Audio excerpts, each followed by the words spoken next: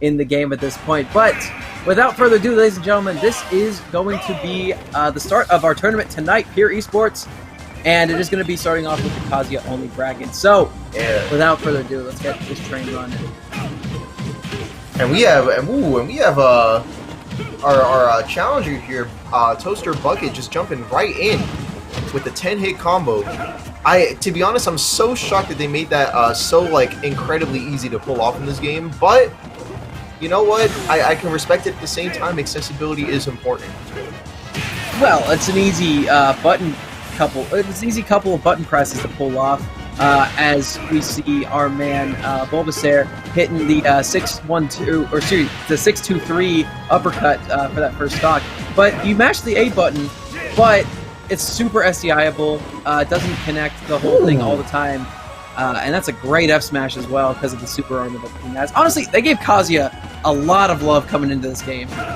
They really did. A lot of attention to detail, and you know what? It was impressive the first time seeing them cram reuse 6-button moveset from Street Fighter into 1 button, and well, 1 button for the most part. And then now seeing that, and like if you've seen Tekken, I mean, it's just a big long list of moves that you got to work with. Literally like 100, depending on which characters you look at. I think in Kazuya's case, it's specifically 86 or something like that. Crazy amount of moves to pull from. They managed to cram just about all of them into 2 buttons. Yeah, and it's insane. And that first stock is going to be taken off of I believe Bulbasir because of the Rage True command grab there. So yeah, this character's got buttons. That spinny kick is going to be really good close to the ledge as well. And I think up throw is going to be the predominant kill throw we're going to be expecting to see from this character. And a couple of snipes, 3 snipes in a row. 3 for 3 lasers, and you know what? I feel like in the Ditto, that's going to be one of the biggest, most important tools in this matchup. Is just those edge guarding tools, because you know it should be distinguished that despite some similarities, Kazuya is definitely anything but a Shoto. Very unique in that front, despite having an auto turnaround in similar fashion. And like most other Shotos, recovery game might be a little lacking in contrast to the very strong neutral tools. So I feel like a full screen laser like the one that Kazuya has equipped at all times is going to be very useful in the Ditto. I would like to disagree about the recovery aspect of it. Well, you know, there's certain things that you can't really utilize the whole way through with his recovery. A nice 10-hit combo, by the way, with the Rage extra damage. His recovery is a lot more, I won't say versatile, but his jumps do gain quite a little bit of height, especially the double jump and the up B. That's going to be the stock, I think, with the spin kick. Triple roundhouse kick is closing out the first game there. Great play there. I like it. Wins.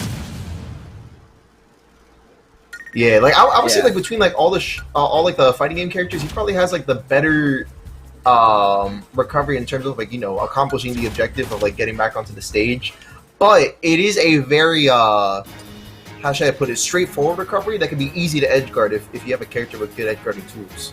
Yeah, it's linear. The thing about his recovery too is it gets a lot of verticality, but very little horizontal usage, especially since you can't use side B and up B when you're trying to recover. You only have to pick one. Yes, you only got to pick either or, so that is something important to note here. So how they go about edge guarding each other with all that being said, should be interesting to see. And you know, if we do end up seeing a couple of Kazuyas throughout the main bracket, it'll be interesting to see how other characters interact with that recovery option as well. I've already seen. Go ahead. Sorry, go ahead. Oh, sorry. I've already seen some really interesting clips on Twitter with some shenanigans happening with Kazuya's reflector. That's his forward A button. Yeah. That move right there. And I've seen full charge Samus charge shot get reflected and kill her at 0. Yep. It's a really strong reflect. Yeah, I think it's stronger than like Min Min's. I want to say so as well, even though I think she also did get somewhat of a nerf in this most recent patch as well. Yeah, and I haven't tested that part of it out yet. But oh, and you know what? That's something that's important to note as well, is because while we are doing Gentlemen's for Kazuya, we did, as far as I can tell, apply the patch right away to where the patch is currently active from the most recent one that was launched also yesterday. Right. Yeah, all But, switches are updated to the most recent patch. I'm Yes, not gonna lie. is now viable. It doesn't seem like too much has changed in this Not patch. too I mean, much. look, Young Link got buffed, whatever. It's fine. It just makes his move connect multiple times. Olimar got a weird change. Rosalina got, I think, a weird change. Unless I'm remembering things incorrectly. But I think the Miis are probably the biggest winners of this patch. Oh yeah, you know what? As a Mars secondary, it's a happy day. But I gotta give it to the Miis. They by far and away probably got like the biggest buff out of them all. Yeah, yeah. And then Min nerfs pretty substantial, honestly. Actually, disagree. The opposite of that. Pretty subpar. Oh, and an air dodge. Not going to make it back to stage. Toaster Unfortunate. going to be falling to the blast zone. Yeah. I think Toaster's biggest issue is that he's trying to catch Bulbasir whenever he's trying to land, but he's not really putting into his mind that there is mix-up potential there with his recovery. Oh my god, the triple! Oh my gosh! Just made it into a train! That was crazy!